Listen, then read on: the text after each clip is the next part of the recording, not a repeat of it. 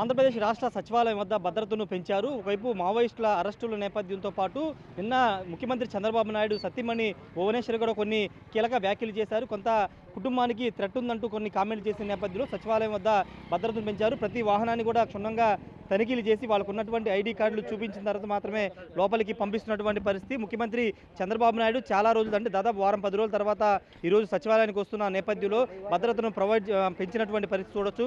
ప్రతి వాహనాన్ని కూడా ఐడి కార్డు లోపల పనిచేసే సచివాలయంలో పనిచేసే ఉద్యోగులు కూడా ఐడి కార్డు చూపించి వెళ్లాల్సిందని చెప్తున్నారు. కారును కూడా ప్రతి వాహనాన్ని కూడా మొత్తం పరిశీలించిన తర్వాత మాత్రమే వాళ్ళని లోపలికి అలౌ చేస్తున్నారు.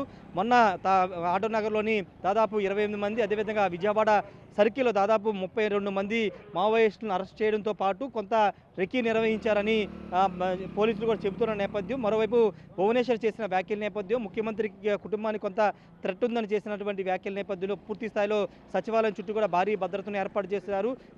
సచివాలయానికి వచ్చే వాహనాలతో పాటు కార్లు అన్నింటి కూడా తనిఖీ చేసి చూడొచ్చు. వాళ్ళ దగ్గర ఉన్నటువంటి ఐడి కార్డులను అన్నిటి కూడా పరిశీలించిన తర్వాత మాత్రమే వాహనాలు లోపలికి అలౌ చేస్తున్నటువంటి పరిస్థితి. ఒకవేళ వాళ్ళ దగ్గర ఐడి కార్డులు లేకపోతే వాళ్ళని పక్కకు పంపించేస్తున్నారు, అనుమతి లేదంటూ నిరాకరిస్తున్నటువంటి పరిస్థితి. సాధారణ రోజుల్లో అయితే మామూలుగానే ఉండేది, కానీ ఇప్పుడు పరిస్థితులు కొంత వేరేగా ఉన్నాయి కాబట్టి పూర్తి స్థాయిలో భద్రతను అయితే ప్రొవైడ్ చేసినటువంటి పరిస్థితి అయితే ఉంది. మొత్తం అంటే రాష్ట్ర వ్యాప్తంగా మావోయిస్టులటువంటి ఉనికి ఎక్కువగా కనబడుతున్న నేపథ్యం, మొత్తం 5 జిల్లాల్లో మావోయిస్టుల ప్రభావం కనబడుతున్న నేపథ్యంలో ముందస్తు చర్యలో భాగంగానే సచివాలయానికి ముఖ్యమంత్రి వస్తున్న నేపథ్యంలో భద్రతను పెంచినటువంటి పరిస్థితి.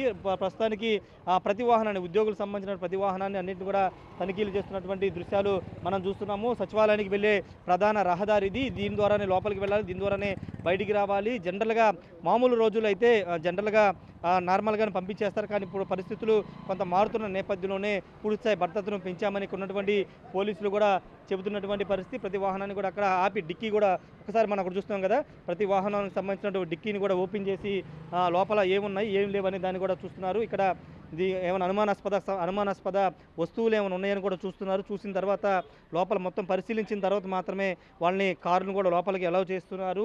ఏదైనా గుర్తు తెలియని వాహనాలు కానీ ఏమైనా వచ్చినా, ఏదైనా అనుమానాస్పదంగా వాటిని పక్కకి పంపిస్తున్నటువంటి పరిస్థితి అయితే ఉంది. ప్రస్తుతానికి ముఖ్యమంత్రి ఇంకా సచివాలయం రాలేదు, మరి కాసేపట్లో సచివాలయం రాబోతున్నారు. సాయంత్రం 6 గంటల వరకు ముఖ్యమంత్రి ఇక్కడే ఉండి కీలక శాఖల మీద ఈరోజు సమీక్షా సమావేశం నిర్వహిస్తున్న నేపథ్యంలో చాలా రోజుల తర్వాత అంటే ఈ వరుస ఘటనల నేపథ్యంలో ముఖ్యమంత్రికి ఈరోజు సచివాలయంకి రాబోతున్న నేపథ్యంలోనే కొంత భద్రతను పెంచారు. తనిఖీలు కూడా ముమ్మరంగా చేస్తున్నటువంటి పరిస్థితి ఆంధ్రప్రదేశ్ సచివాలయం వద్ద నెలకొంది.